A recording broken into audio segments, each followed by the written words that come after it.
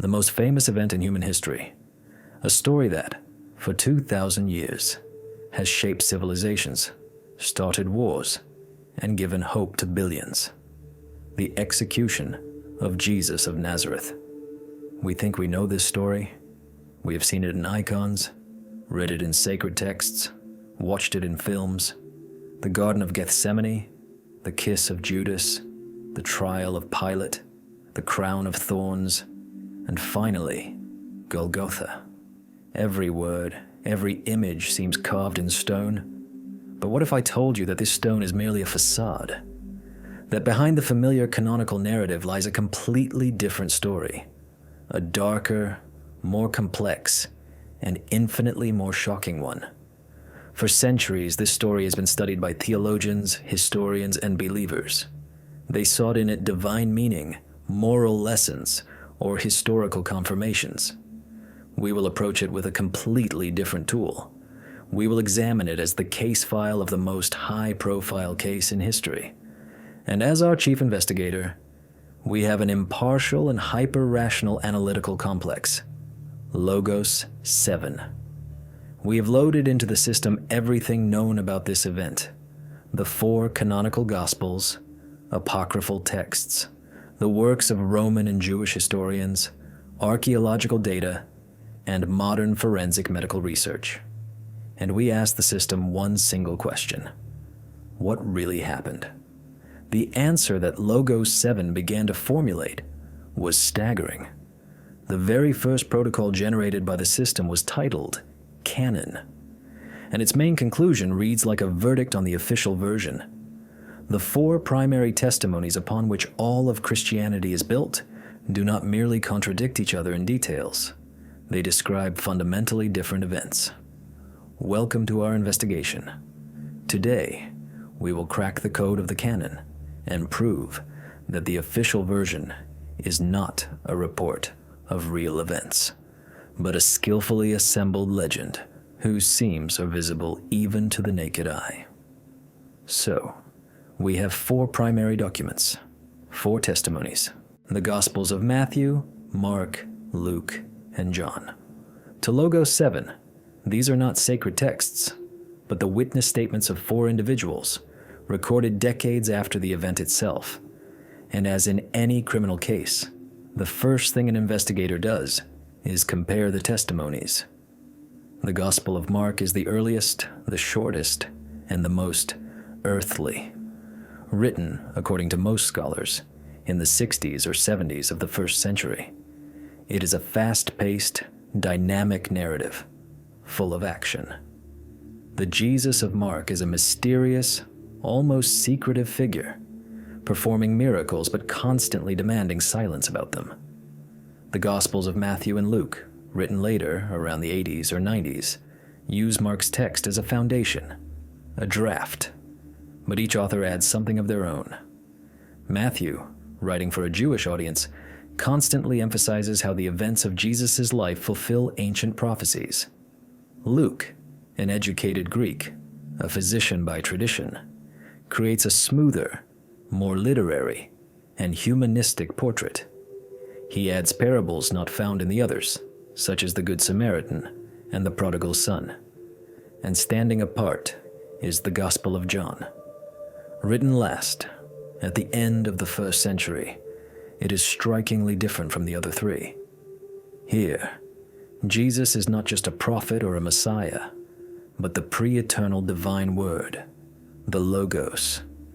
He speaks in long philosophical discourses, and the very chronology of events in John is completely different. For example, the cleansing of the temple, which in Matthew, Mark, and Luke occurs at the very end, a few days before the execution, is moved by John to the very beginning of his ministry. We loaded these 4 texts into Logos 7 for a cross-correlation analysis. The system was tasked with finding common points and identifying discrepancies. The result exceeded all expectations. Logos 7 flagged more than 150 significant contradictions. Not minor stylistic differences, but fundamental conflicts in the description of key events. And to understand the scale of the problem, let's consider just a few of them, but the most important ones. the last 24 hours of Jesus' life. Let's start with the arrest in the Garden of Gethsemane, a dramatic scene familiar to everyone. But how exactly did it happen? Ask Matthew or Mark, and they will tell you that Judas approached and betrayed the teacher with a kiss, a prearranged signal for the guards. This is the canonical image of betrayal. Now let's open John. In his version, there is no kiss. Jesus himself steps forward to meet the crowd and asks directly, "Whom are you looking for?" When they reply, "Jesus of Nazareth," he says, "I am he." The power of his words makes the guards fall to the ground. Judas stands nearby, but his role is reduced to that of a simple guide. Logos 7 analyzes these two scenes. The first is a secret plot where a prearranged signal is needed. The second is an open confrontation where the protagonist is in complete control of the situation. The system renders its verdict. These are two mutually exclusive scenarios. The event could not have happened both ways simultaneously. Either the kiss was a key element, or it was completely unnecessary. The official version tries to reconcile the irreconcilable, but this is just the beginning. In the same scene, another famous event occurs. One of the disciples draws a sword and cuts off the ear of the high priest's servant. Who was this disciple? 3 Gospels, Matthew, Mark, and Luke, keep him anonymous. Just someone. And only John, decades later, names names. It was Simon Peter, and the injured servant's name was Malchus. Why did the other authors hide the name of Peter, the future pillar of the church? Were they afraid of bringing persecution upon him? But why then does John reveal it? An even stranger detail. What happened to the ear? Matthew, Mark, and John are silent on this. The incident happened, and that's it. But in Luke, the physician, a unique detail appears. Jesus touches the ear and heals the servant. A miracle of healing right in the middle of his own arrest. Why are the other 3 eyewitnesses silent about this? Isn't this a crucial detail demonstrating power and mercy even in such a moment? Logos 7 flags this discrepancy as a high probability editorial insertion. The analysis shows that the style and theological message of this fragment are characteristic of Luke and are most likely his authorial addition, rather than a description of a real fact known to the others. The picture begins to crack at the seams. Next, the trial, or rather, the trials. According to the canon, there were 2. A Jewish one before the Sanhedrin and a Roman one before Pontius Pilate. And here, a legal simulation conducted by Logos 7 signals a critical error. The process described in the Gospels could not have taken place in reality. It violates every conceivable law of that time, both Jewish and Roman. The trial before the Sanhedrin. The evangelists describe a night session. According to Jewish law, later recorded in the Mishnah but reflecting the traditions of the time, capital sentences could not be passed at night. Criminal trials could only be held during daylight hours. Violation number 1. Furthermore, the trial takes place on the eve of Passover, the greatest festival. Another gross violation: judicial proceedings were not held on the eve of festivals or on the Sabbath. Violation number 2. The witnesses. To issue a death sentence, the testimony of at least 2 independent and perfectly matching witnesses was required. The evangelist Mark explicitly writes that the testimonies were false and did not agree with each other. Violation number 3. And finally, the verdict itself. By law, a death sentence could not be pronounced on the same day as the trial. The judges had to disperse, consider the case, and reassemble the next day for the final verdict.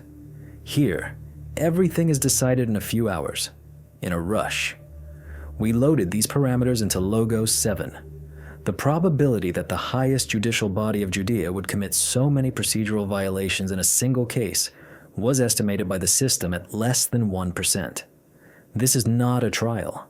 It is a description of a summary execution that was later framed as a judicial proceeding. But why did the authors need to describe a legally impossible process? The answer to this question is one of the keys to the entire mystery. Let's move on to the trial before Pilate. Here, the inconsistencies become even more blatant. What is Jesus accused of? Before the Sanhedrin, of blasphemy. This is a religious crime that was of no interest to the Roman authorities whatsoever. Therefore, upon coming to Pilate, the accusers, according to Luke, change their tactics. They say, "We have found this man subverting our nation. He opposes payment of taxes to Caesar and claims to be Messiah, a king." That is, the charge transforms from blasphemy into treason and incitement to rebellion. This is serious. And how does Pontius Pilate react, known from other sources such as Philo of Alexandria and Josephus, as a cruel, unyielding, and quick-to-punish ruler? According to all four Gospels, he suddenly shows incredible leniency. He repeatedly declares that he finds no guilt in the accused.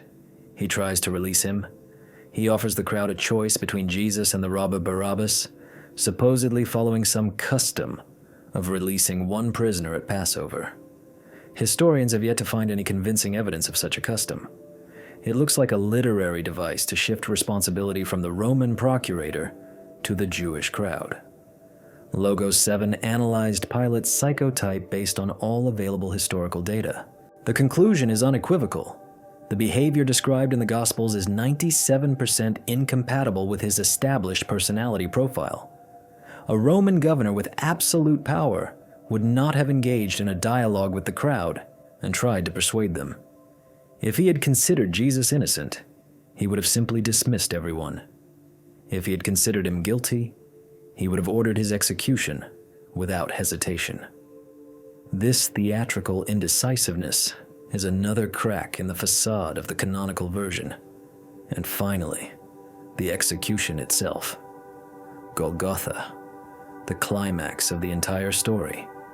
And here we encounter the deepest, most psychological contradiction.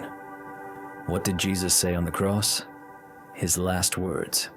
They should have been the most important part of the testimonies. But even here, the evangelists cannot agree.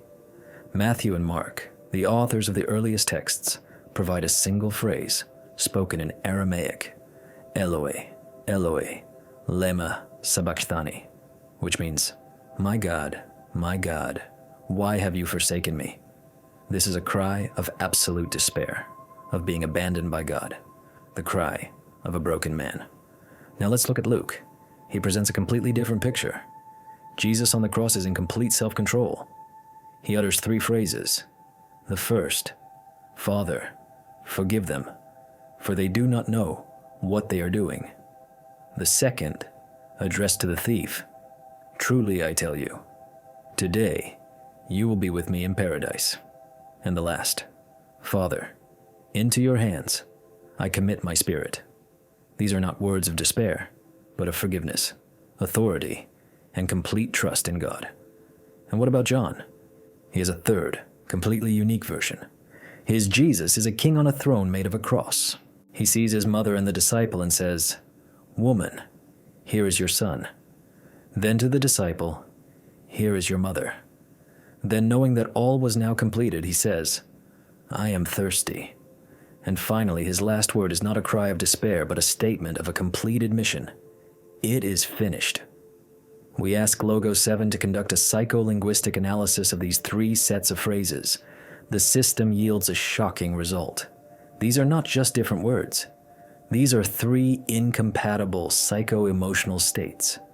You cannot simultaneously be in a state of complete despair and abandonment by God, and at the same time, in a state of regal control and universal forgiveness. These are three different people. Three different images created by three different authors to achieve three different theological goals. Jesus the victim in Mark, Jesus the teacher in Luke, Jesus the deity in John. So what do we have in the end? Protocol, canon, is complete. The conclusion of Logos 7 is relentless. The four main sources describing the death of Jesus Christ are full of critical, mutually exclusive contradictions. Different descriptions of the arrest, different descriptions of a trial that violates all laws, different descriptions of the behavior of key figures, and radically different descriptions of the emotional state and last words of the main character. This cannot be an accurate report of real events. It's like several people trying to hide the truth, but each inventing their own cover story, and in the end, their testimonies don't match. These contradictions are not memory lapses. They are scars. Scars left on the body of the narrative after it was repeatedly edited, changed, and adapted for different audiences and different purposes. They are direct evidence pointing to the fact that the true picture of events was concealed. The official version does not withstand the scrutiny of facts and logic. It crumbles under the pressure of a simple cross-examination. And this means we are on the threshold of the greatest mystery. If things were not as we were told, then how were they? Who was the real driving force behind this process? Whose interest lay behind this sentence? The canonical version offers us simple villains, envious high priests, a bloodthirsty crowd, and a weak-willed Pilate. But what if this is just a screen? What if, behind the scenes of this drama, there were far more powerful forces at play, and the execution itself was merely the final act in a complex political game? In the next chapter, we will direct the analytical beam of Logos 7 onto the political elite of first-century Judea. We will expose the true motives of the Sanhedrin and Pontius Pilate, and what we discover there will force you to reconsider everything you thought you knew about this trial.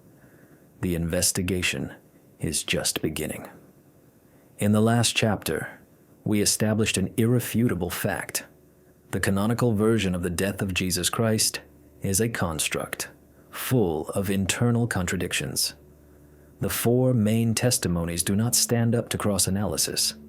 They are like four mirrors in a crooked room, each reflecting not reality, but its distorted, edited version. Protocol Canon, compiled by the Logos 7 system, showed us that we are dealing not with a documentary chronicle, but with a legend. And every legend has creators, and those creators had a motive. Today, we take the next step. We cast aside the theological husk and begin to investigate this case as what it truly was: a political assassination. The official version offers us convenient and understandable villains, fanatical high priests, a bloodthirsty crowd, and a weak-willed Roman procurator. This is a simple and clear picture where good clashes with evil. But history is rarely so simple. We have loaded into Logos 7 the entire available array of data on the political situation in first-century Judea, the texts of Josephus, Philo of Alexandria, Tacitus, data on taxation, military garrisons, and social unrest. The system was to answer one question: who truly ordered this execution? And the analysis conducted by Logos 7 paints a picture not of a religious dispute, but of a brutal political game of survival, where all key players acted not on the impulse of their hearts, but on cold calculation. Let's start with the Sanhedrin and the high priests, Caiaphas and Annas.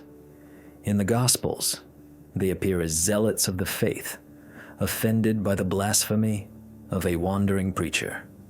But this is only part of the truth, and the smaller part at that. To understand their true motives, one must realize who they were in the political system of Judea. The high priests of that time were not just spiritual leaders. They were the wealthiest aristocracy, collaborators whose position and fortune directly depended on their loyalty to Rome. They were the guarantors of stability in the most volatile province of the empire.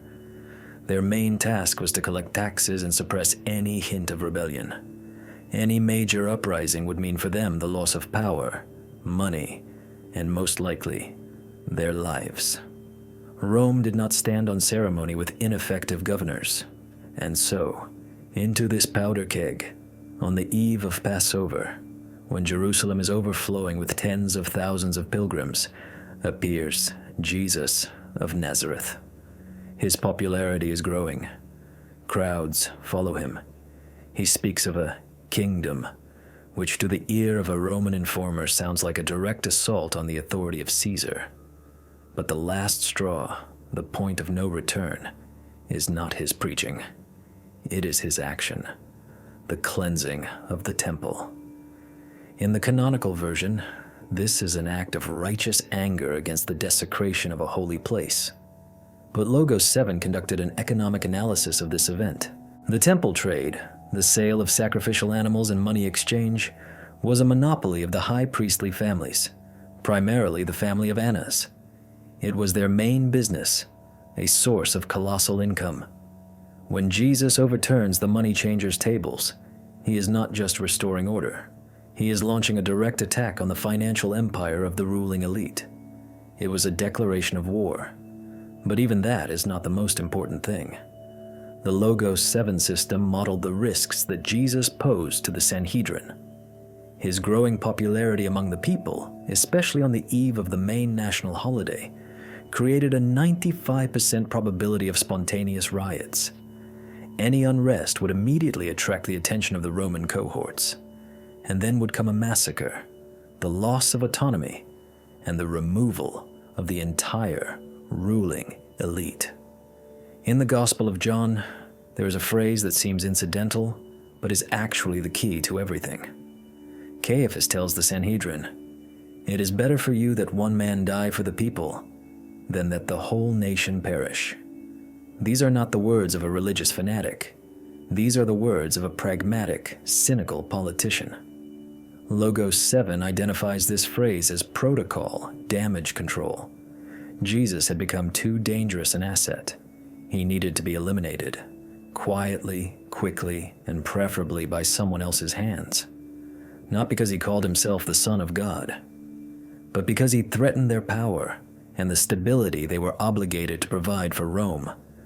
The charge of blasphemy was merely a convenient internal pretext for action. But to execute him, they needed the sanction of the occupying power. And here, the second key figure enters the stage: Pontius Pilate, the fifth prefect of Judea, a man whose portrayal in the Gospels is perhaps the greatest historical falsification. We are shown an indecisive, doubting official who tries to save an innocent man, washes his hands, and yields to the pressure of the crowd. This is a lie, and Logos 7 proves it with mathematical precision. We loaded into the system all non-biblical mentions of Pilate.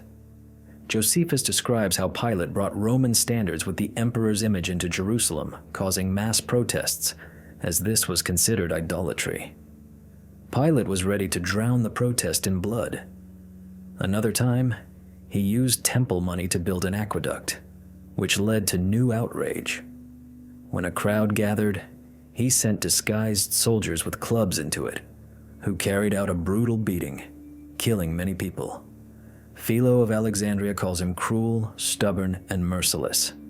His career ended after he orchestrated a massacre of Samaritans on Mount Gerizim, after which he was recalled to Rome to report. Logos 7 created a verified psychopolitical profile based on this data. The result: Pontius Pilate was a typical Roman iron fist administrator. His sole task was to maintain order at any cost. Compassion, doubt, dialogue with the crowd. These traits are completely incompatible with his real personality. The probability that the historical Pilate would have behaved as described in the Gospels is estimated by the system as negligible. So what really happened in the Praetorium? The Sanhedrin did not come to Pilate with a request. They came with information and an ultimatum. They brought him the leader of a potential rebellion. They did his job for him. For Pilate, this was a perfect setup. He could eliminate a threat to stability, and all the responsibility would fall on the Jews themselves. He could have had no hesitation. The accusation that Jesus called himself a king was, for a Roman prefect, a death sentence by default. Anyone who claimed the royal title in Judea was a state criminal and subject to execution by crucifixion, the most humiliating and terrifying punishment, reserved specifically for rebels and slaves. The dialogue between Pilate and Jesus described in John, where they philosophize about the nature of truth, is, according to the analysis of Logos 7, a later theological insertion. A Roman general would not engage in Platonic dialogues with a provincial troublemaker. He would have asked one question: "Do you call yourself a king?" Any answer other than a categorical no would have meant an immediate death sentence. This was not a judicial proceeding. It was a swift administrative liquidation. But then the main question arises. If both the Sanhedrin and Pilate were unanimous in the need to eliminate Jesus, why was this whole spectacle with the crowd and Barabbas necessary? Why was it necessary to create the appearance of popular will? And here, Logos 7 uncovers the third level of this political operation: the manipulation of public opinion. Let's analyze the scene with Barabbas. We are told that the crowd, which only 5 days earlier had enthusiastically welcomed Jesus with palm branches, now unanimously demands his crucifixion and the release of a robber. This sharp 180-degree turn seems psychologically implausible. The system conducted an analysis of Jerusalem's topography and the location of the praetorium. The square in front of the procurator's residence could not accommodate the whole people. A maximum of a few hundred, maybe 1,000 people could have gathered there. This was not a spontaneous crowd. It was an organized mob. Who organized it? The answer is obvious. Those who stood to gain the most: the temple guard and the supporters of the high priests. This was their support group, brought in to create the desired picture. And now about Barabbas. The evangelist Mark calls him a rebel who committed murder during an insurrection. John simply calls him a robber. But whoever he was, the choice itself was a brilliant political move. The Sanhedrin and Pilate did not offer the crowd a choice between good and evil. They offered a choice between two types of messiahs, two models of liberation. Jesus offered a spiritual kingdom not of this world. Barabbas was likely a zealot, a representative of the war party, who offered a real, armed rebellion against Rome. By offering this choice, the authorities solved two problems at once. First, they received formal approval from the crowd for Jesus' execution, shifting direct responsibility from themselves. Second, they discredited the very idea of messianism. Look whom you choose, a murderer and a rebel. With this, they channeled popular anger into a safe direction for themselves, while simultaneously getting rid of an unpredictable preacher. It was a brilliantly executed political play. So, Logos 7 completes the analysis along the politics vector. The picture becomes clear. The death of Jesus is not the result of a religious misunderstanding. It is the result of a conspiracy between two political forces that saw in him a common threat. The Sanhedrin feared losing power and provoking Rome's wrath. Pilate feared losing control of the province and his career. Their interests briefly coincided. Jesus was doomed not at the moment he called himself the Son of God, but at the moment his popularity reached a critical mass, threatening the fragile status quo. His execution was a preemptive strike, a cold, calculated, and coordinated action to eliminate a political rival. Blasphemy was merely a pretext for internal use. Treason was the pretext for the Romans, and the shouts of the crowd were a staged performance for history. We have uncovered the motives of those who ordered it. We have understood how and why the sentence was passed. But in this perfectly planned operation, there was another, most mysterious figure involved. A man whose name became synonymous with betrayal. Judas Iscariot. The canonical version offers us a simple explanation: 30 pieces of silver. Greed. But is it true?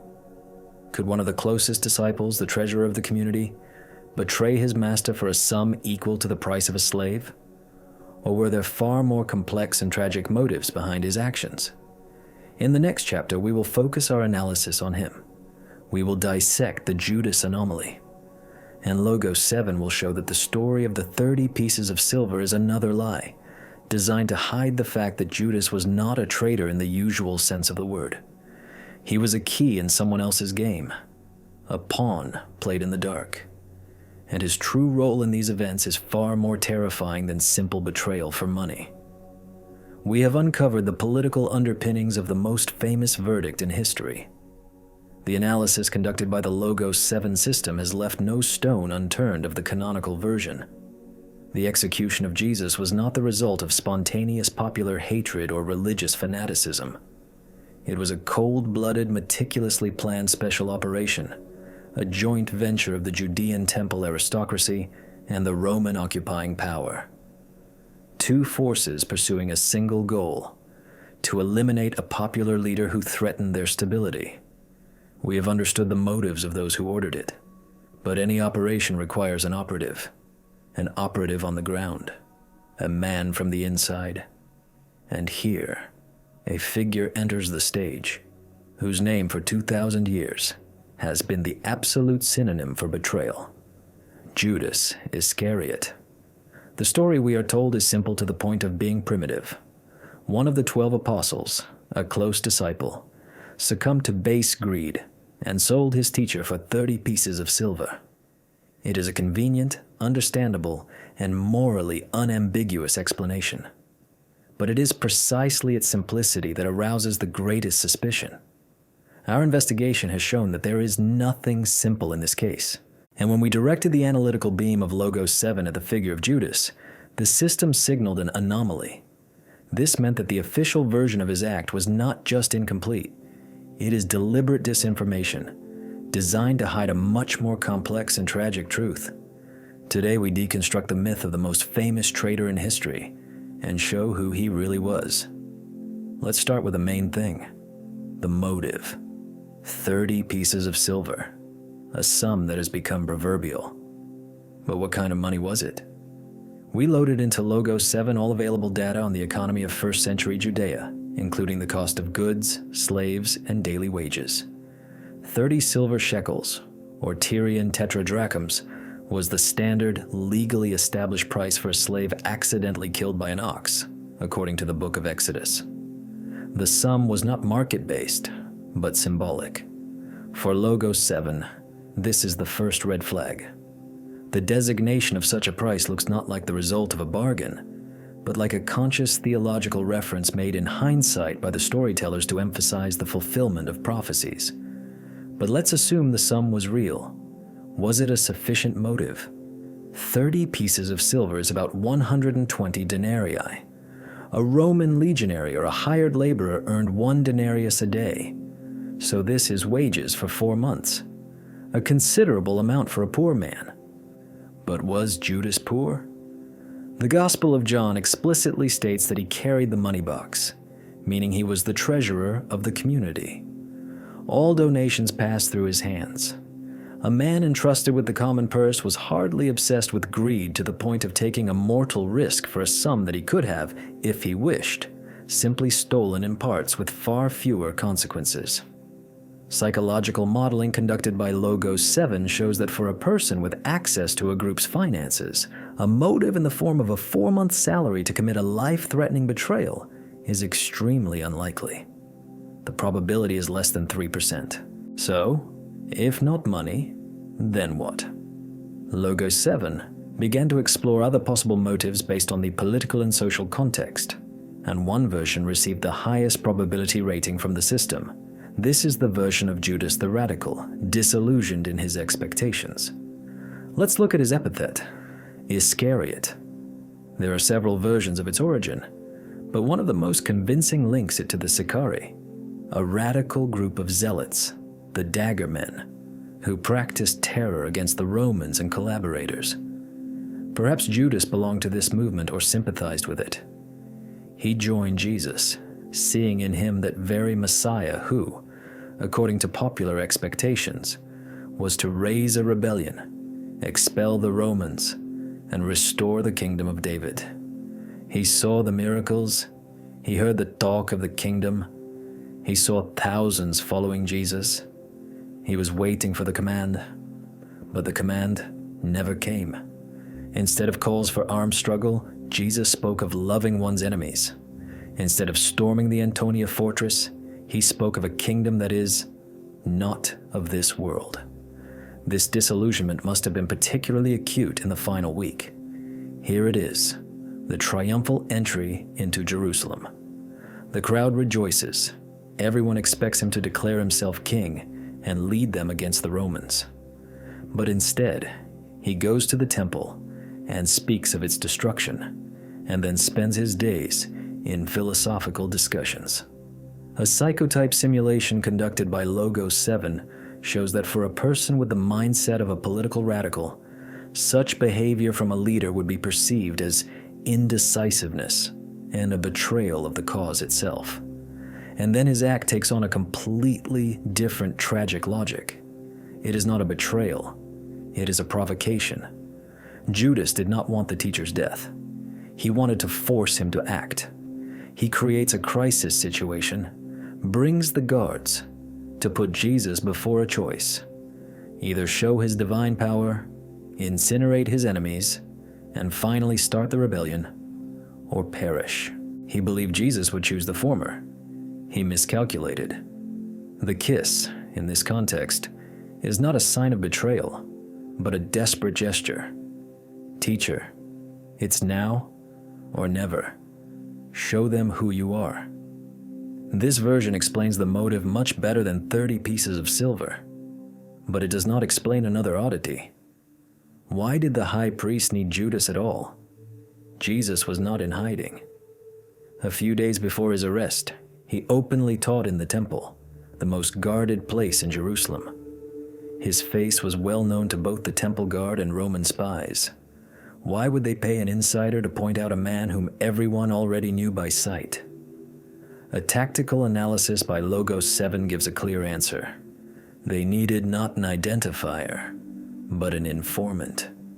Their goal was not just to capture Jesus, but to do it with minimal noise and without the risk of provoking mass riots. An arrest in the temple or on the city streets, full of pilgrims, would have inevitably led to a riot. They needed to take him at night in a secluded place when he would be most vulnerable and his followers unprepared to resist. Only someone from the inner circle could provide such information. Where exactly the teacher would be that night, at what hour, and how he could be isolated from his most devoted disciples. Judas did not sell Jesus' identity. He sold a tactical window for a special operation. This brings us to the darkest part of this story. What happened to Judas afterward? And here again, the canonical texts enter into an irresolvable contradiction. We have two completely different versions of his death. Version 1, from the Gospel of Matthew. Judas, seeing that Jesus was condemned to death, repents. He comes to the chief priests, returns the 30 pieces of silver, saying, "I have sinned by betraying innocent blood." They respond with cynical indifference. Then Judas throws the money into the temple, leaves, and hangs himself.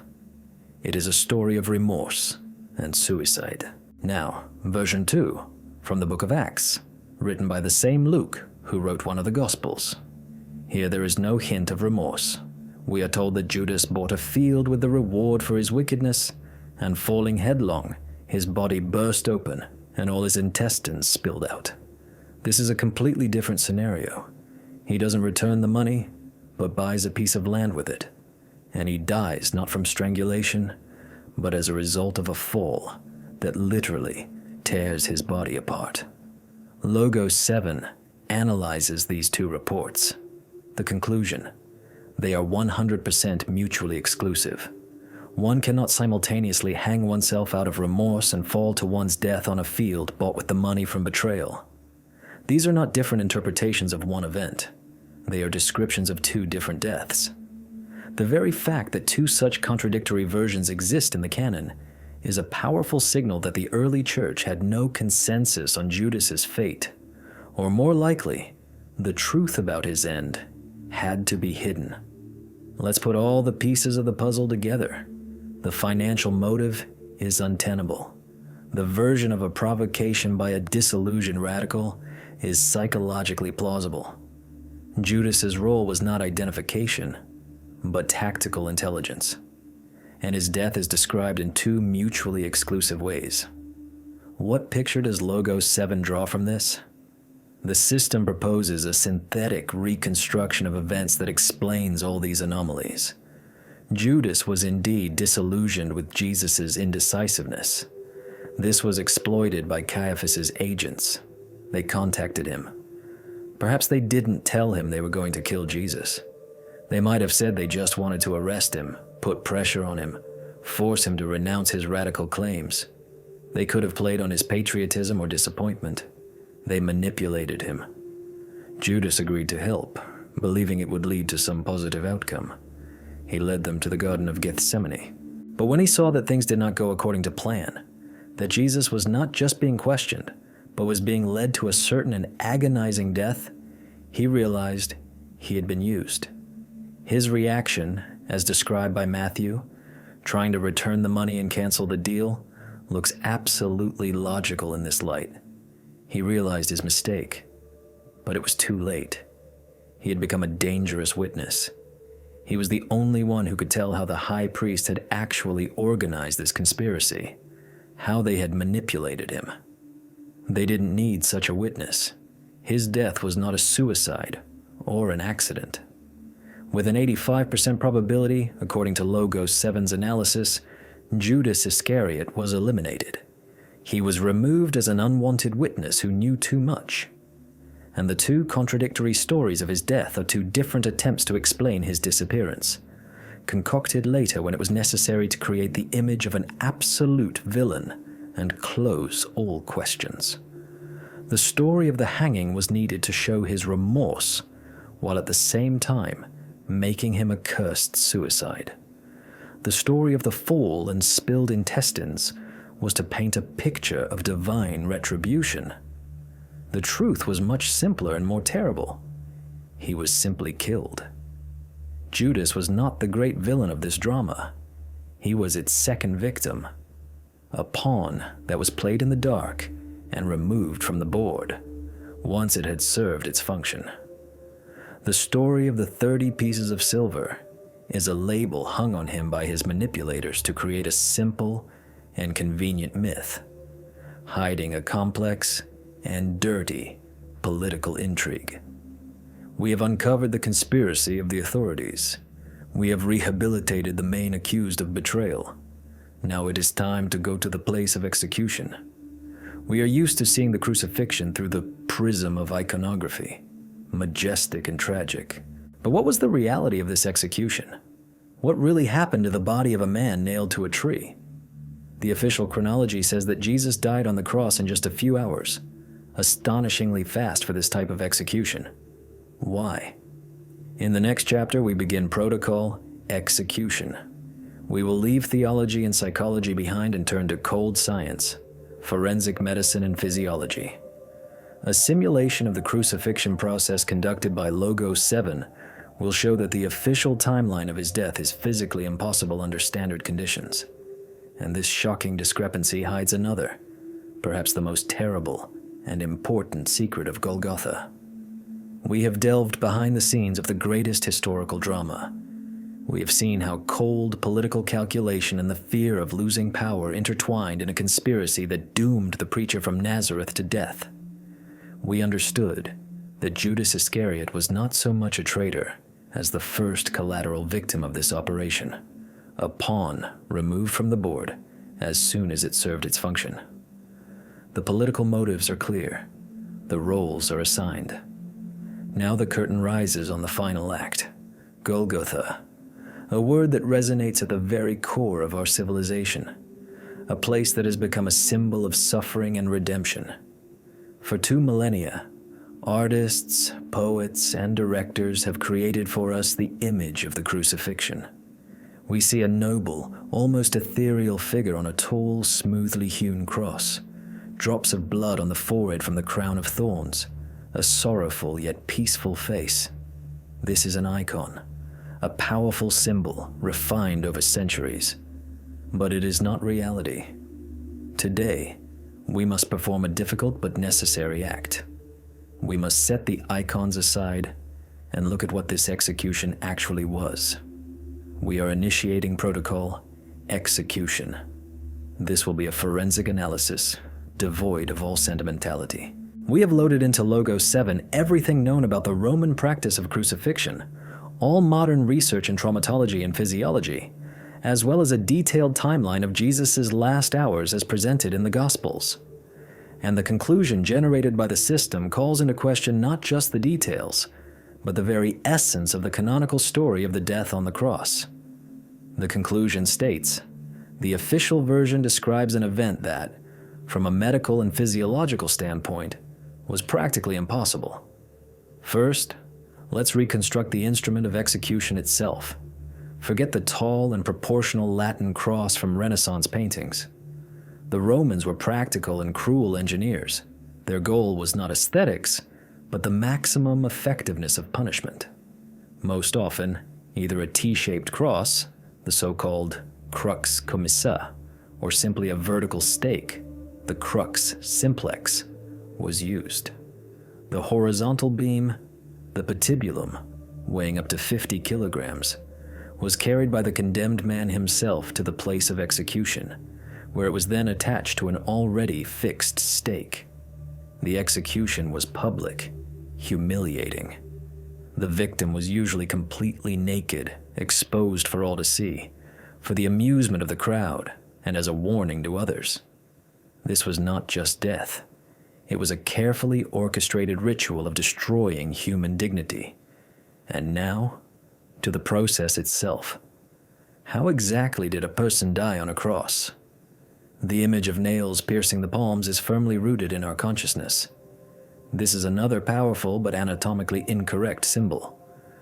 We ran a simulation in Logos 7 based on dozens of medical studies, including the famous experiments of French surgeon Pierre Barbet. The conclusion is unequivocal. The tissues of the palm cannot support the weight of a human body. The nail would simply tear through the flesh between the metacarpal bones and the body would fall. To securely fasten the hands, Roman executioners drove a thick, square-section nail not into the palm, but into the wrist, in the so-called destots space. It was here that the nail passed between the carpal bones, providing a secure anchor. But it is also here that the median nerve runs, one of the largest nerve trunks in the arm. The piercing or even simple compression of this nerve causes excruciating burning pain, which modern doctors describe as causalgia. This is not a dull or sharp pain from a wound. It is a continuous electric shock, a fiery agony that travels from the wrist up the arm and explodes in the brain with every movement, with every heartbeat. And so, in both hands, the feet were nailed to the stake with the knees bent, either separately on the sides of the stake or one on top of the other. This was done not out of sadism, but with a specific physiological purpose. This very posture was the main torture mechanism of crucifixion. For the real killer on the cross is not pain or blood loss. The real killer is asphyxiation. Let me explain. When a person hangs, supported by their pierced wrists, the entire weight of the body pulls the chest down and forward. The intercostal muscles and the diaphragm are in a position of maximum inhalation. The person can inhale, but cannot exhale. To exhale, they must lift their body, shifting their weight to their legs. And to do this, they must push off with their pierced feet, causing a new wave of agonizing pain in the legs, and simultaneously pull their body up, triggering fiery bursts of pain in the wrists from the friction against the nails and pressure on the median nerves. Logos 7 has modeled this biomechanical process. Life on the cross turned into a monstrous, repetitive cycle.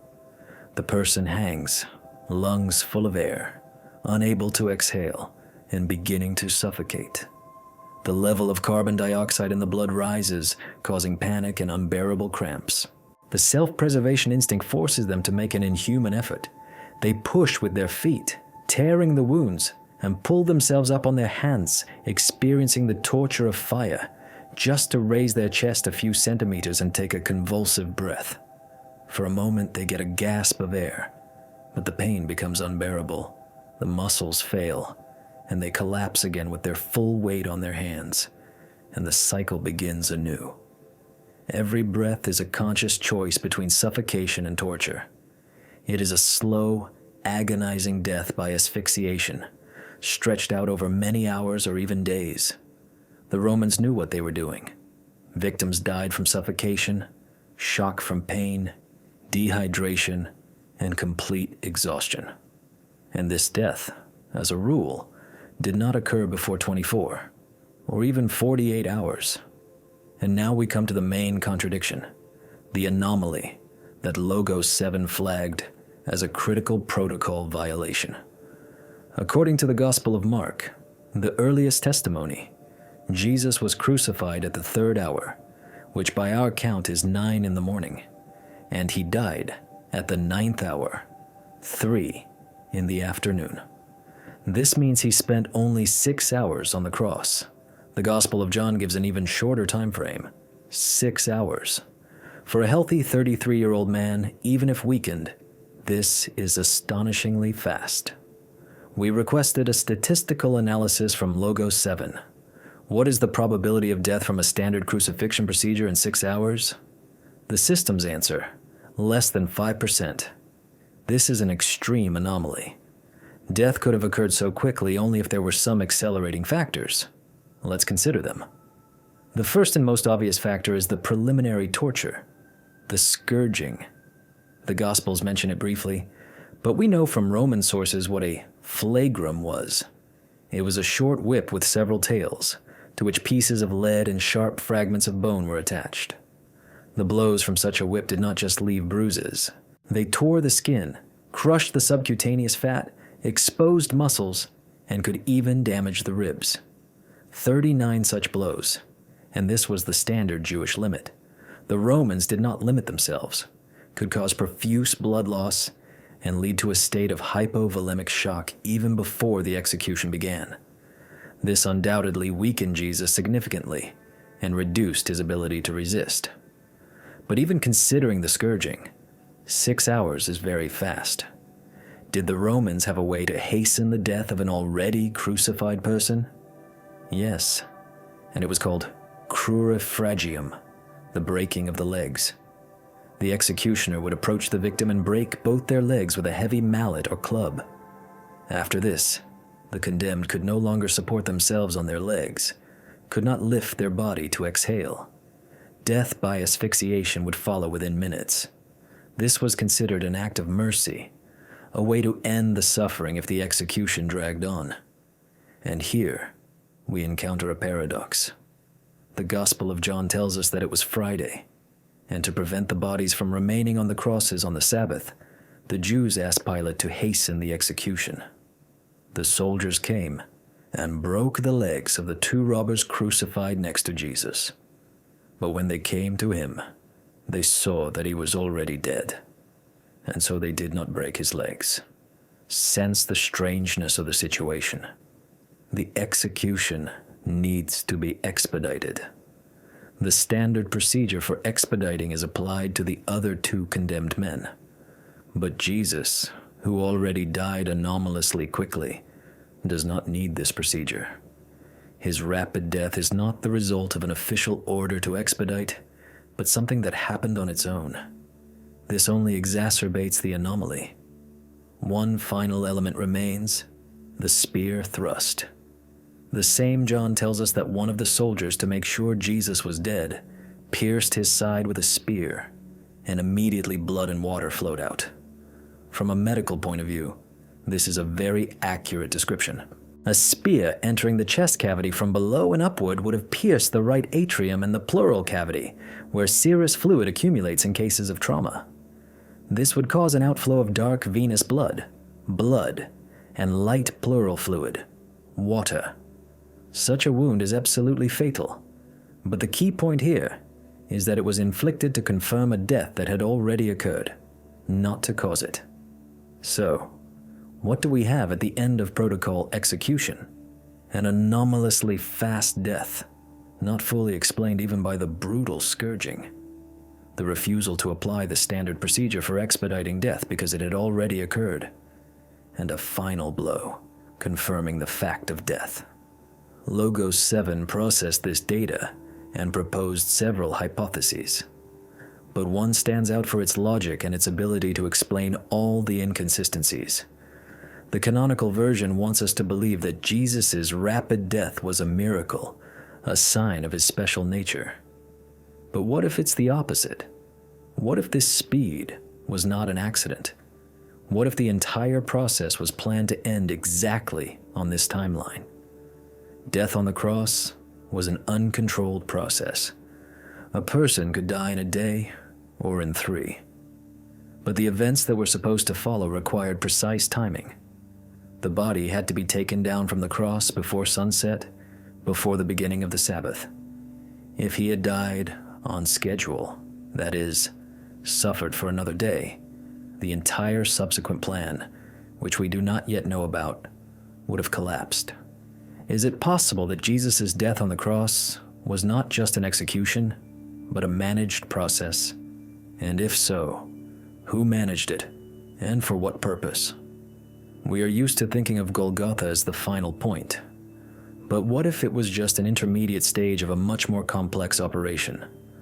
An operation in which a quick and timely death was not a miracle, but a critically important condition. We have analyzed the motives and the process of the execution itself. Now it's time to pay attention to the location and the setting. What is Golgotha? What exactly was the cross? And what other details of this grim spectacle are escaping our attention? In the next chapter, we will investigate the Golgotha marker, and the analysis of linguistic and archaeological data conducted by Logos 7 will show that even in the description of the place and instrument of execution, there are deliberate distortions that lead us away from the truth.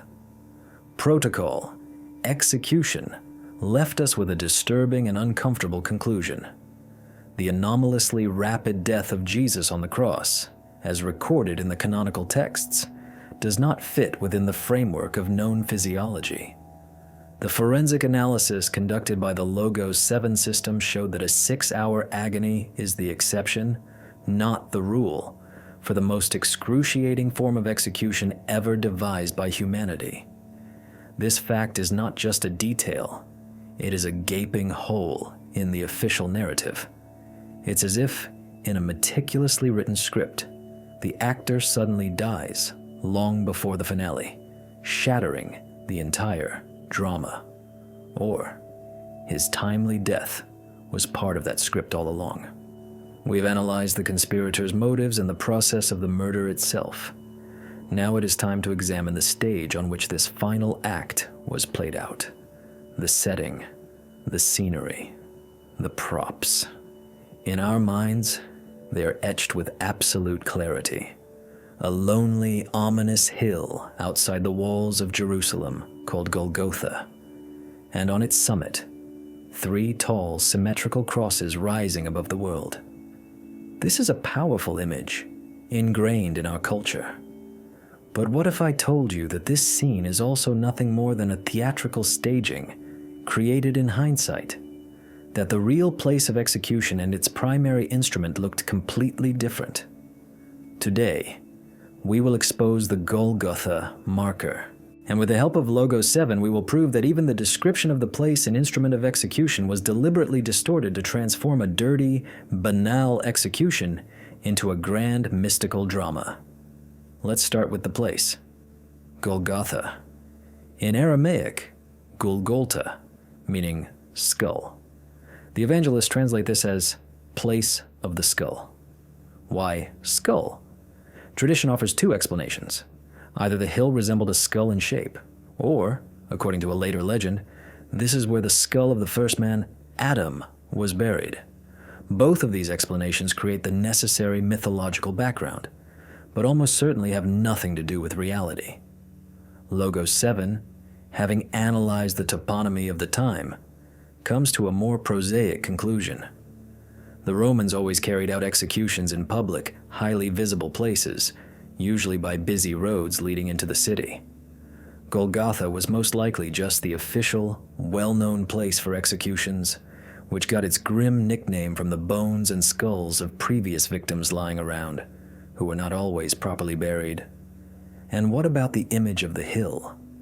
Archaeological excavations at the two main supposed sites, the Church of the Holy Sepulchre and the so-called Garden Tomb, do not confirm the existence of any prominent separate hill in the 1st century.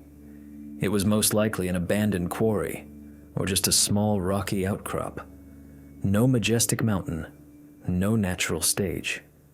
A banal wasteland by the road, chosen for reasons of logistics and intimidation. The image of a lonely hill is a later invention of artists and theologians who needed a more dramatic and symbolic setting. The reality was much dirtier and more prosaic. But if the place was mundane, what about the main symbol? The instrument of execution that became the emblem of an entire world religion. The cross. We are so accustomed to its image that we don't even stop to think if it was really like that. We loaded the original Greek texts of the New Testament into Logos 7 for linguistic analysis, and what the system discovered is capable of upending our perception. The key word the evangelists use to describe the instrument of execution is stauros, stavros. In our translations, it is unequivocally interpreted as cross. But in the Greek language of the 1st century, its meaning was much broader. The primary, main meaning of the word stauros is simply a vertical stake, a pale, a post, any sharpened piece of wood driven into the ground. It could be used for building a palisade, for torture, for impalement. The meaning, a stake with a crossbar, was secondary and far from the only one. A systemic analysis of non-Christian Greek texts of that era, conducted by Logos 7, shows that in more than 80% of cases, the word stauros meant precisely a simple stake. And the verb storu, stavro, which we translate as to crucify, literally meant to fence with pails or to fasten to a stake. The very shape of the instrument of execution is not obvious from the text. It was inferred later, based on an already established tradition. And what does archaeology say? It is silent. Wooden instruments of execution do not survive in the ground for 2,000 years. In the entire history of archaeological excavations in Palestine, not a single Roman cross has been found. There is only one, but incredibly important piece of evidence. In 1968 in northern Jerusalem, the burial of a man named Jehohanan was found, executed by the Romans around the same time as Jesus. A large bent nail was stuck in his heel bone, with fragments of olive wood attached to it. This is the world's only direct physical evidence of Roman crucifixion by nailing.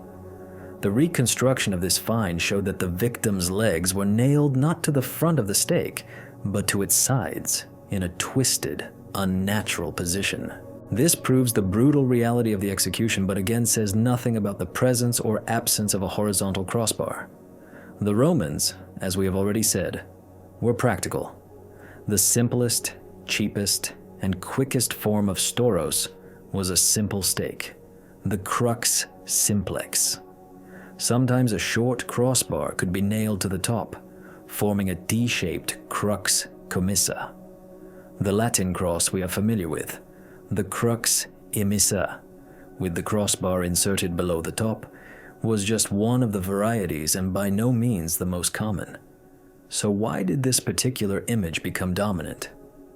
Logos 7 classifies this process as post facto symbolic appropriation. The cross as a symbol, equilateral or elongated, existed long before Christianity in many cultures, from the Egyptian Ankh to Scandinavian runes, and carried positive meanings of life, the sun, the world tree. For a young religion trying to conquer the world, it was much more advantageous to adapt an existing, powerful, and recognizable symbol than to promote the image of its god dying shamefully on a crude stake, a symbol of humiliation and slavery. The choice of the Latin cross was in essence a brilliant marketing decision that allowed the recoding of a sign of shame into a sign of triumph. So the place of execution was not a majestic hill, but a wasteland by the road. The instrument was most likely a simple stake or a D-shaped structure. But there is another artifact that Logo 7 could not ignore, an object called the most studied and most controversial relic in human history, the Shroud of Turin. Let's be clear from the start. We will not consider it from the perspective of faith. For Logo 7, it is not a sacred object, but an information carrier, a piece of evidence, a piece of linen cloth over 4 meters long, on which a negative image of a naked male body with traces of wounds is inexplicably imprinted. We have loaded into the system the entire array of data collected over decades of its study. And here is what the system highlighted as the most significant markers. First, the image on the shroud is not painted. Analysis has revealed no traces of pigment or brushstrokes. The image is formed by the surface oxidation and dehydration of the uppermost linen fibers, and the technology capable of creating such an effect is still unknown. Second, the image carries 3-dimensional information. Using special analyzers, scientists have been able to reconstruct a volumetric model of the body, which is impossible for an ordinary drawing or photograph. But most importantly, for our investigation, is the forensic accuracy of the wound imprints. And they strikingly coincide with the conclusions we drew in the previous chapter and completely contradict traditional iconography. On the imprint, we see marks from nails not on the palms, but on the wrists, exactly where they should have been to support the body's weight. On the head, there are traces not of a neat crown of thorns, but of a whole cap of thorns, covering the entire scalp and causing profuse bleeding. On the back and legs, there are more than 120 marks from blows, perfectly matching the shape of the Roman flagrum whip. And finally, the wound in the side, from which, judging by the double traces, darker blood and lighter post-mortem fluid flowed out, which corresponds exactly to John's description of the spear thrust. What does Logo 7 say, weighing all the pros and cons?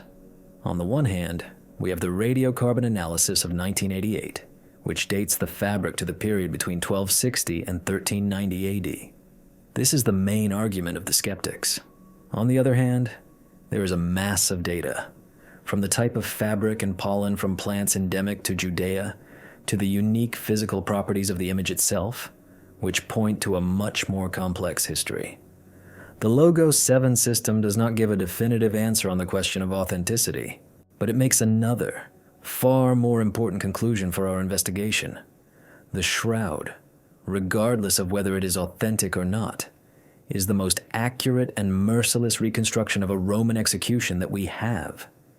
If it is a medieval forgery, then its creator was a genius with knowledge of anatomy, forensic medicine, and Roman history that was absolutely inaccessible to a person of his era.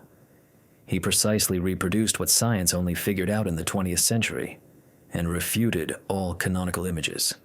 The shroud is an anti-icon. They are arrested, beaten, thrown into prison, but they do not stop. Ultimately, almost all of them will accept a martyr's death for this message. Logo 7 is categorical in its conclusion. People may die for what they believe to be true, even if they are mistaken. But no one will go to torture and death for a lie that they themselves invented. The radical transformation of the disciples from cowards into heroes cannot be explained by the theft of a body. Something must have happened that convinced them of the reality of what they were saying. So, let's summarize. The authorities' version, the disciples stole it, is illogical and psychologically implausible. The version of a miraculous resurrection is a matter of faith, not investigation. But the fact of the empty tomb remains. If the disciples did not steal the body and the authorities were forced to lie, then who took it? And here, Logos 7 proposes a third, most disturbing, and most logical version, based on an analysis of the motives of the main players. Jesus' body was removed from the tomb not by his friends, but by his enemies. It was a special operation carried out either on the orders of the Sanhedrin or of Pontius Pilate himself. Why? Think about it. Caiaphas and Pilate have just suppressed a potential rebellion. But they understood perfectly well that an executed leader is even more dangerous than a living one. His tomb would immediately become a place of pilgrimage, a shrine, an altar for a new cult. It would be a constant source of inspiration for his followers and a headache for the authorities. Every year at Passover, crowds could gather at this tomb, which would inevitably lead to new unrest. How to solve this problem once and for all? You must deprive the cult of its center. You must ensure there is no place of worship. You must make the body simply disappear. This scenario explains all the oddities. The guard at the tomb was needed not to stop the disciples, but to cordon off the area and prevent outside witnesses during their own operation. At night, under their cover, trusted agents of the authorities rolled away the stone, took the body, and reburied it in an unknown, secret location, possibly in a common grave for criminals. The guards were then ordered to spread the ridiculous story about sleeping soldiers and thieving disciples. This story was not needed to be believed. It was needed to create information noise, confuse the trail, and cast a shadow on Jesus' followers. The authorities fell into their own trap. When, a few weeks later, the apostles began to preach about the resurrection, the Sanhedrin and Pilate had only one way to put a stop to these rumors once and for all: produce the body, show everyone the corpse of the executed man, and close the case. But they couldn't do it. Why? Because they themselves didn't know where it was, or because the body, thrown into a common pit, could no longer be identified. They themselves created the vacuum that the disciples filled with the message of the resurrection. They wanted to destroy the cult, but instead, they gave it its main argument. We have come close to solving the mystery of the empty tomb. It was neither a theft nor a miracle. It was a cynical political operation to conceal evidence that had a completely unforeseen result. But this version, for all its logic, leaves the main question open. Fine, the authorities removed the body.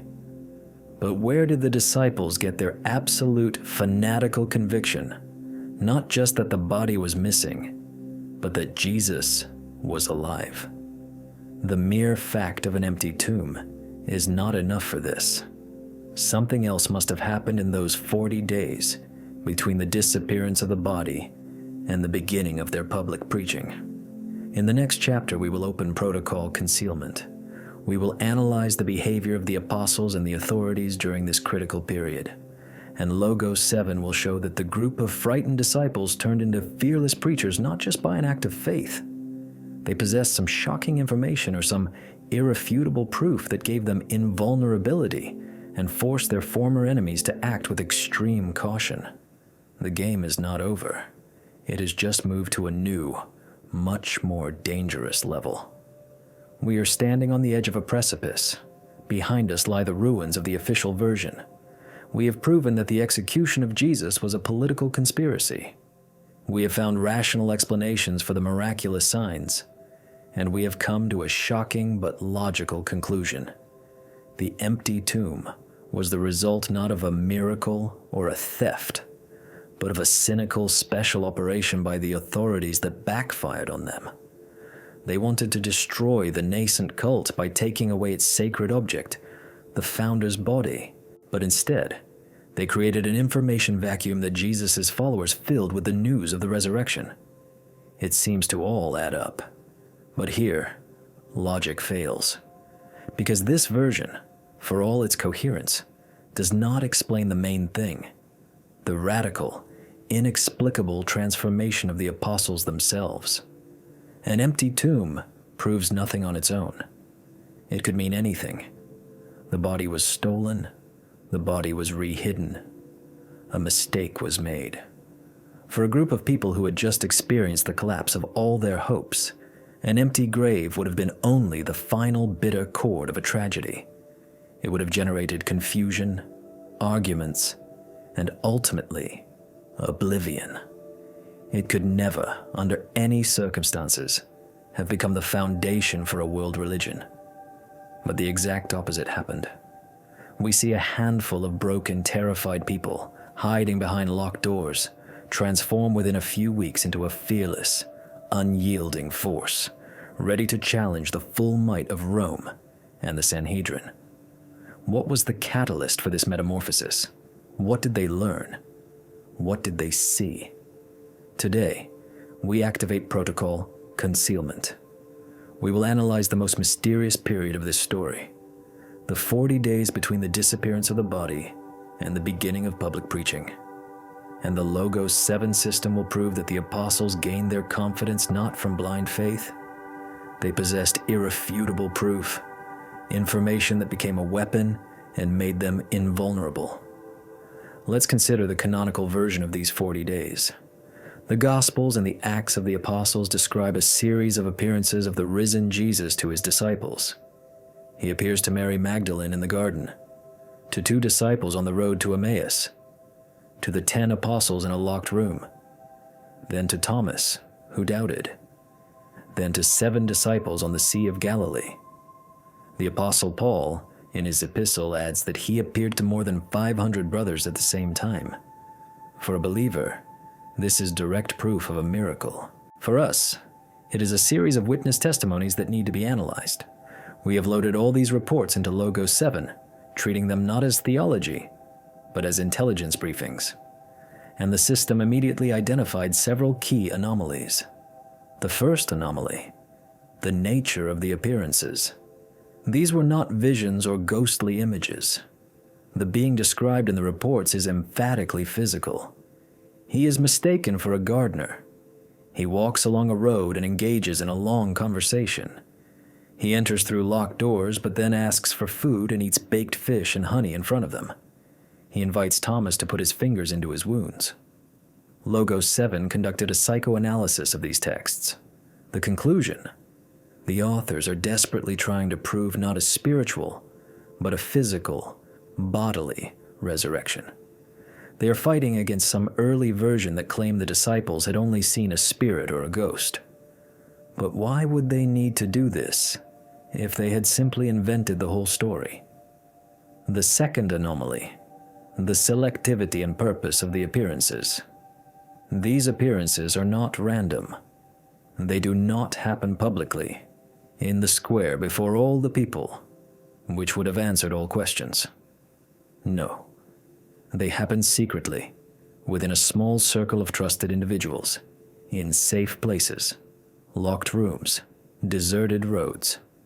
And each such appearance is not just a meeting. It is an instruction, a briefing.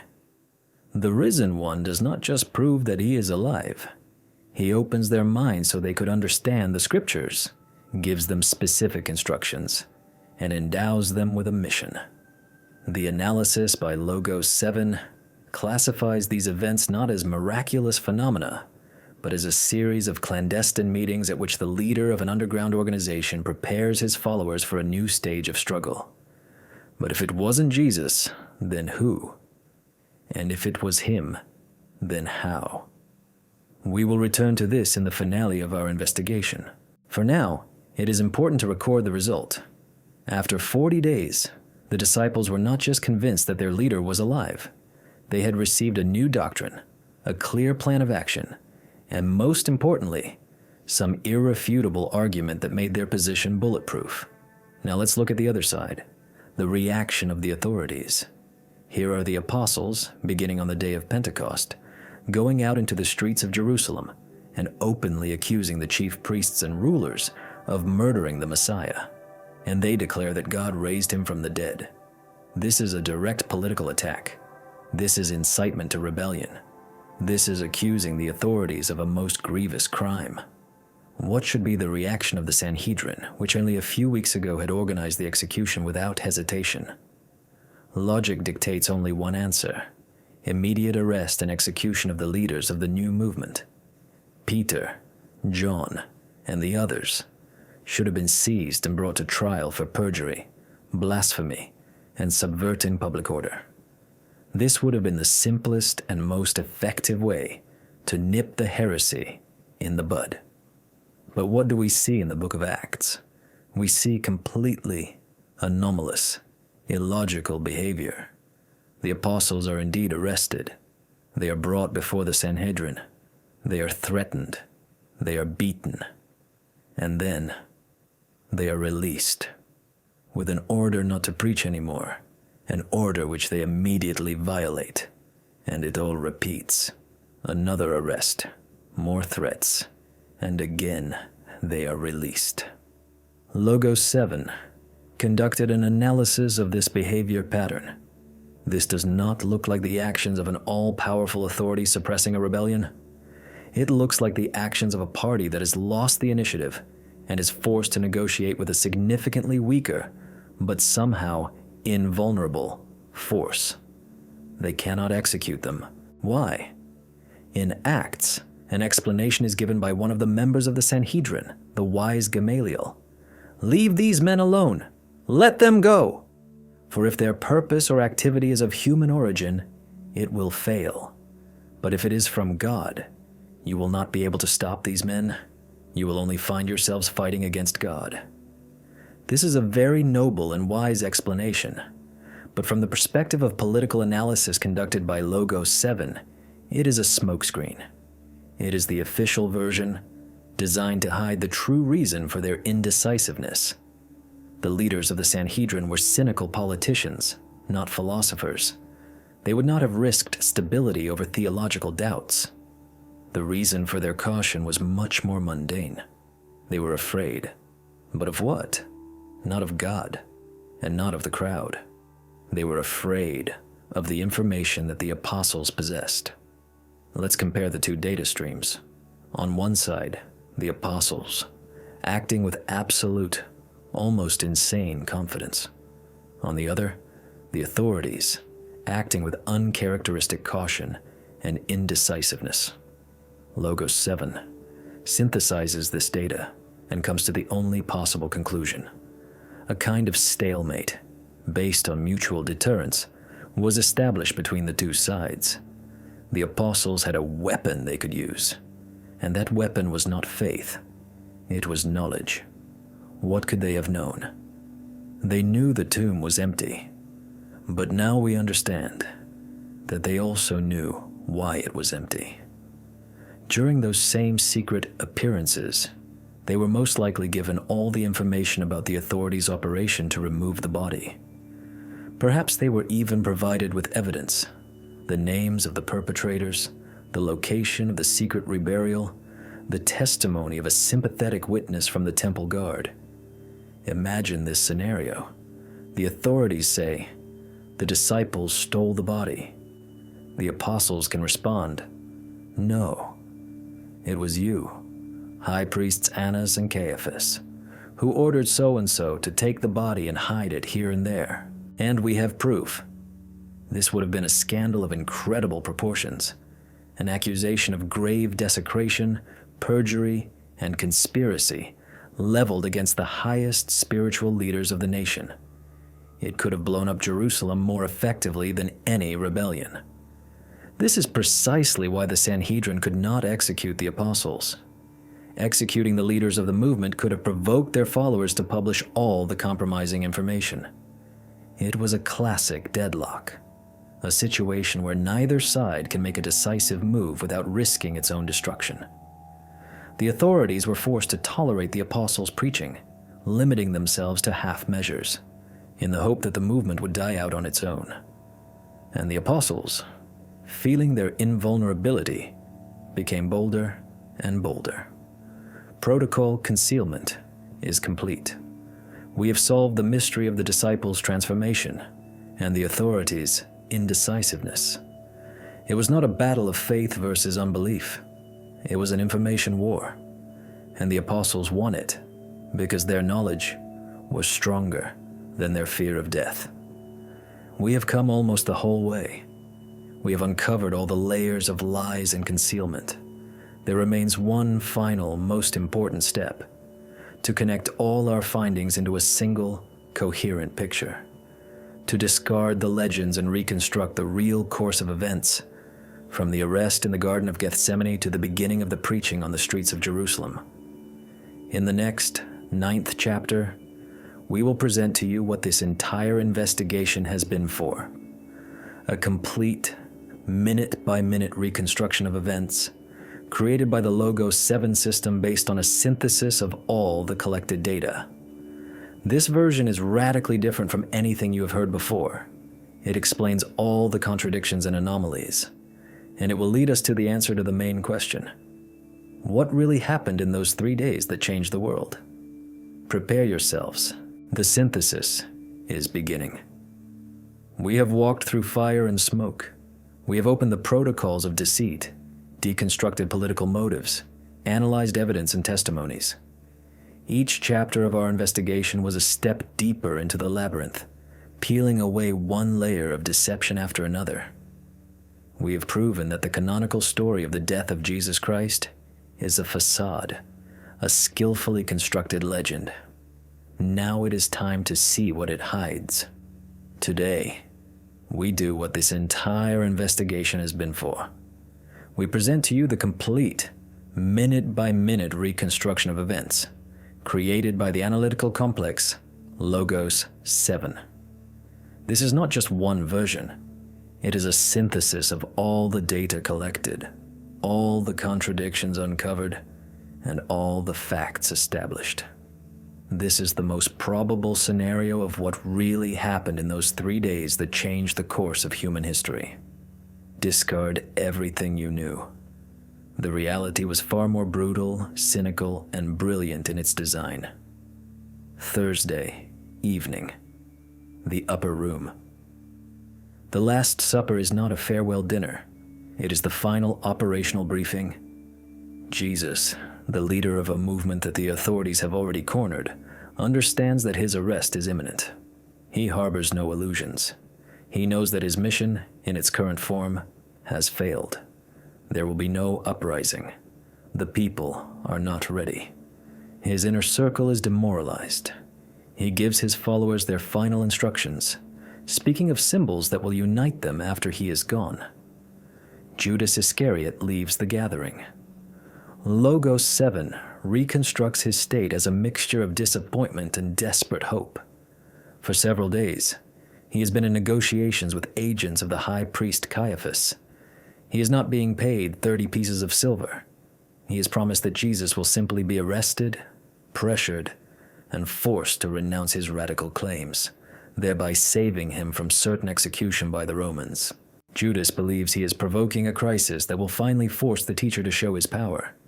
He is not a traitor. He is an idealist, deceived by manipulators. He leaves to bring the guard to the agreed-upon location. Thursday, late night, the Garden of Gethsemane. The arrest operation is carried out quickly and quietly. No crowds with torches. A small professional unit of the temple guard. They do not need Judas to identify Jesus. They need Judas to pinpoint the exact time and place, ensuring a capture without witnesses and the risk of riots. A short, feeble attempt at resistance by Peter is immediately suppressed. Jesus is taken away. For him, it is over. For the conspirators, it is just beginning. Night from Thursday to Friday. The high priest's courtyard. The so-called trial before the Sanhedrin is an illegitimate nocturnal gathering. It is not a judicial hearing, but a political meeting where Caiaphas and his closest associates draft a protocol for the Romans. They need a religious charge, blasphemy, to justify their actions to the people. But for handing the case over to Pilate, they prepare a completely different document, one that will speak of treason. Friday, early morning, the Praetorium. Jesus is brought before Pontius Pilate, There are no philosophical conversations about truth or long hesitations. Pilate, a cruel and efficient administrator, sees before him a problem that his Jewish collaborators have brought to him on a silver platter. They have done all the dirty work for him. The charge is clear. This man calls himself the King of the Jews. For a Roman procurator, this is equivalent to a death sentence. The scene with Barabbas is a brilliantly executed political spectacle. In the square before the Praetorium, it is not the whole people, but a small prearranged support group for the Sanhedrin. They create the desired information background. The choice between Jesus and Barabbas is not an act of mercy, but a public flogging of the entire idea of messianism. Pilate receives formal approval from the crowd and demonstratively washes his hands, shifting the moral responsibility onto the Jews. The decision to execute is made by him instantly and without hesitation. The verdict, crucifixion, as the standard punishment for rebels. Friday, around 9 a.m., the way to Golgotha. Before the execution, Jesus is subjected to a brutal scourging with a Roman flagrum. This procedure causes massive blood loss and a state of traumatic shock. It is a key element of the plan, which we will now reveal. Exhausted, he cannot carry the heavy crossbeam, the patibulum. His journey to the place of execution is part of a public ritual of intimidation. Friday, 9 a.m., 3 p.m., Golgotha. The execution takes place on a mundane wasteland by the road. The instrument is a crude T-shaped cross, or a stake. The nails enter his wrists, causing unbearable agony with every breath. A slow death by asphyxiation begins. But here, Logo 7 detects a critical deviation from protocol. The execution must be completed before sunset. To prolong it for a day or two, as was common, would risk the body remaining on display during the Sabbath, which would cause unrest. Jesus' death must be quick and predictable. Around 3 p.m., as the Khamsin sandstorm begins, plunging the city into twilight, Jesus says, "I am thirsty." This is a prearranged signal. A soldier brings a sponge soaked in posca, a cheap, sour wine, to his lips. But, according to Logos 7's reconstruction, there was something else in this liquid. A fast-acting substance possibly based on hemlock or aconite poison mixed with a powerful narcotic. It does not kill instantly, but causes a rapid paralysis of the respiratory center and cardiac arrest. This explains the anomalously fast death recorded by all the evangelists. To an external observer, it looks like death from exhaustion. In reality, it was a managed euthanasia, a murder disguised as an execution. Friday evening, removal from the cross and burial. Joseph of Arimathea and Nicodemus, secret sympathizers from the Sanhedrin, receive permission from Pilate to take the body. This is part of the authorities' plan. The body needs to be removed from public view. The burial is done in haste. The body is wrapped in a shroud and placed in a new, unused tomb. The stone is rolled into place. Matthew mentions a guard and a seal. This is a key detail. The guard is not needed to protect against the disciples. It is needed to cordon off the area before the next phase of the operation. Saturday, night. Under the cover of darkness, another group arrives at the tomb, not the disciples. These are trusted men of Caiaphas or Pilate. The Roman soldiers from the Custodia ensure the area is cordoned off and there are no witnesses. The tomb is opened. Jesus' body is removed. It is taken away and buried in a secret, unknown location, most likely a common, unmarked grave for criminals, where no one will ever be able to find and identify it. The goal of the operation: to prevent the tomb from becoming a shrine and the center of a new cult. After this, the tomb is closed again, leaving the stone rolled away to stage a theft. The operation to conceal evidence is complete. Sunday, dawn. The women, the myrrh bearers, come to the tomb and find it empty. Their shock and grief are completely genuine. They run to the disciples. Peter and John run to the tomb and confirm the body is gone. Complete confusion reigns among them. The authorities, meanwhile, immediately launch a disinformation campaign through the bribed guards. The disciples stole the body while we were asleep. A stupid, illogical version, but its purpose is not to convince, but to sow chaos and cast a shadow on Jesus' followers. 40 days after the execution. The apostles are in hiding, broken. But then something happens that changes everything. Logo 7 identifies this as an information leak. Someone from among the authorities' conspirators, perhaps Nicodemus, perhaps a repentant guard, makes contact with the apostles, and he tells them the whole truth. The body did not rise. It was stolen by the authorities themselves to cover their tracks.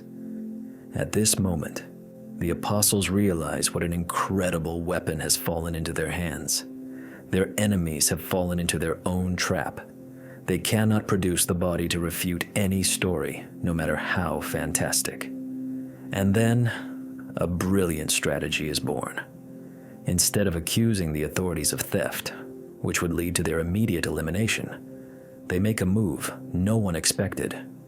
They proclaim the resurrection. They take the authorities' version, the body disappeared, and turn it inside out, making it their main proof.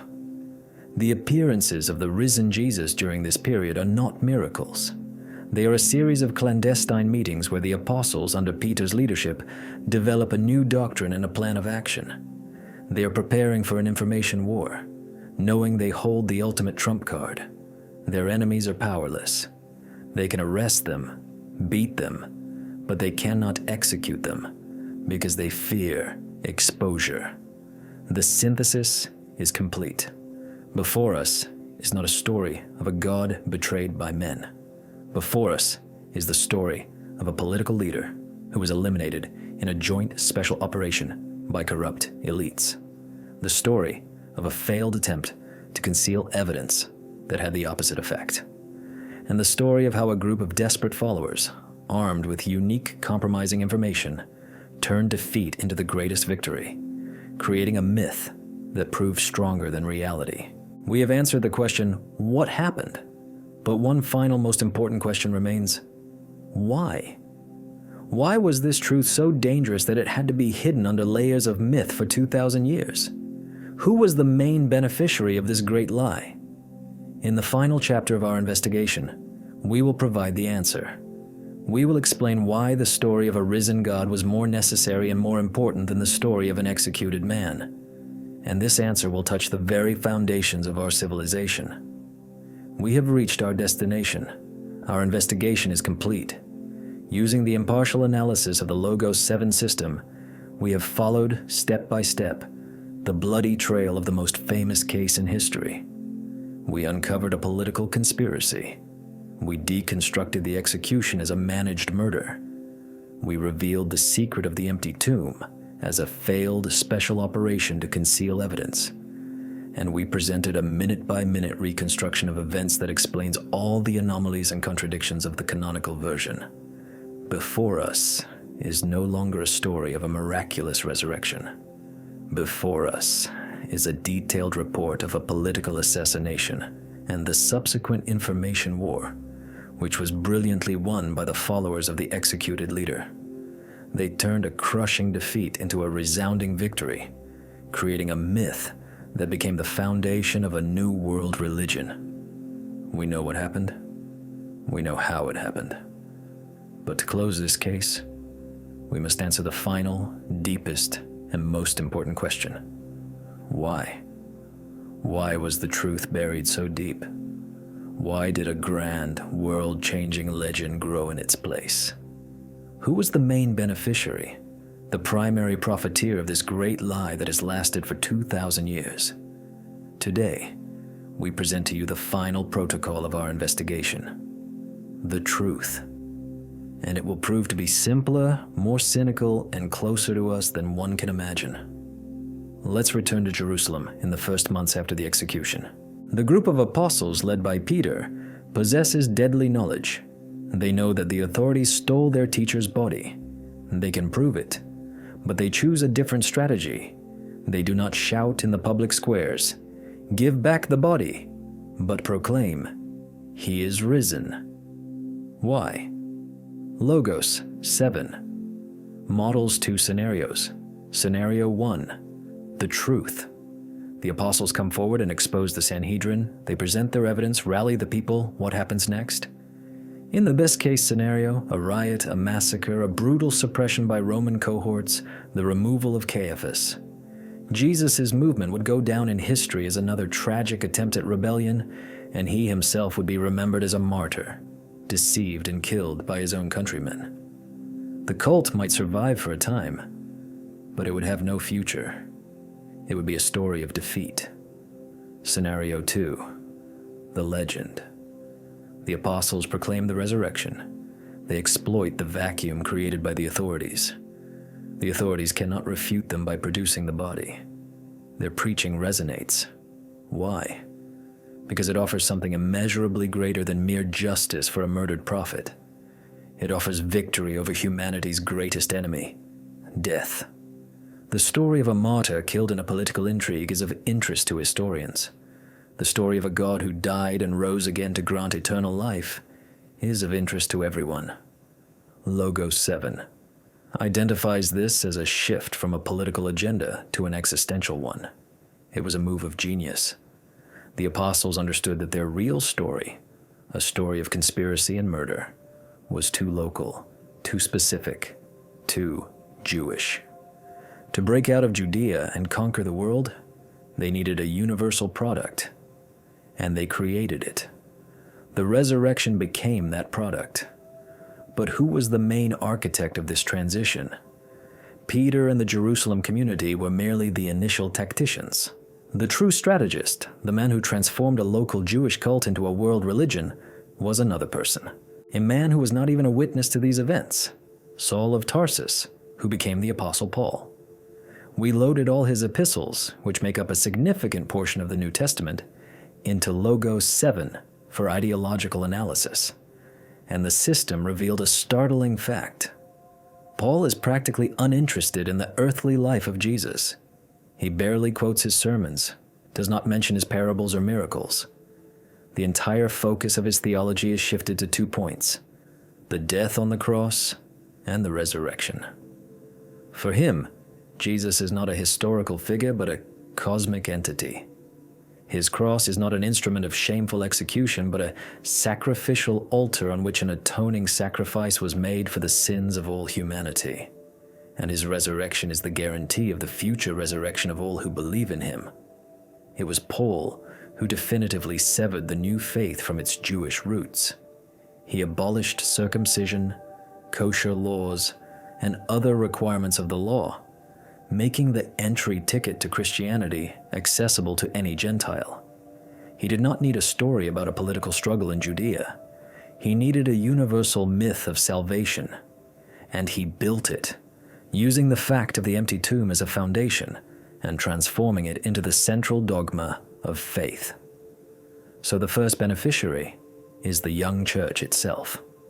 The legend of the resurrection was its only way to survive, grow, and conquer the Roman Empire, and then the whole world. The truth was too weak. The legend proved to be all-powerful, but there was a second, no less important beneficiary, and it was those who, it would seem, were the main enemies of the new faith, the Roman Empire. For the first 3 centuries, Christianity was a persecuted sect. But by the beginning of the 4th century, the empire was cracking at the seams. Economic crisis, constant civil wars, barbarian invasions. The old gods, Jupiter, Mars, Juno, no longer worked. They could not unite a crumbling state. Emperor Constantine needed a new, unifying ideological glue, and he found it. Logos 7 analyzed Constantine's policies. His conversion to Christianity was not so much an act of faith as a brilliant political decision. He understood that this new religion, with its clear hierarchy, its idea of a single God-king in heaven, which perfectly mirrored the idea of a single emperor on earth, and its promise of an afterlife reward, which made earthly sufferings tolerable for the lower classes, was the ideal tool for managing the empire. In 325 AD, at the First Council of Nicaea, chaired by Emperor Constantine himself, the main dogmas of the faith were finally formulated and approved, including the Nicene Creed, which is still recited by millions of Christians today. The story that was born from a political assassination in Jerusalem became the official state ideology of the world's greatest empire. The truth about a rebellious prophet executed for inciting sedition was finally buried. In its place shone the image of Christ Pantocrator, the Almighty, the heavenly counterpart of the Roman emperor. The legend had become a political instrument. So why did the truth remain hidden for so long? Because all of Western civilization was built upon this legend. The power of monarchs and popes, laws, morals, art, all were based on it. To expose it would mean to undermine the foundation of the entire edifice. Every generation of rulers, from Roman emperors to medieval kings, was invested in maintaining the status quo. Historians who dared to ask inconvenient questions were declared heretics and burned at the stake. The truth was not just disadvantageous, it was deadly. So, what do we have in the end? The truth that our investigation has uncovered is simple. Jesus of Nazareth was a man, an outstanding, charismatic, brilliant religious and political leader, but a man. He challenged a corrupt system and was destroyed by it. His body was stolen by his own murderers to prevent the creation of a cult, but his followers, using this fact and possessing compromising information, achieved the impossible. They created a story that proved stronger and more enduring than history itself. They lost the battle in Jerusalem, but they won the war for the souls of billions. Our investigation does not aim to offend anyone's feelings. It aims to separate fact from fiction, history from theology. The great lie we have spoken of is not a lie about the moral values preached by Christianity. Love for one's neighbor, mercy, compassion. These ideas do not require supernatural confirmation. The great lie is the substitution of history, the substitution of a real, tragic, human story of a struggle for justice with a mystical drama of divine redemption. Perhaps this substitution was necessary. Perhaps humanity was not ready for the truth. But today, in the 21st century, with analytical tools like Logos 7 at our disposal, we can no longer afford to live in a world of legends. It is time to face the truth, not to destroy, but to understand. To understand how myths are born, how power works, and how a story, once told, can be stronger than any army. The investigation is over, but the work of processing its findings has just begun.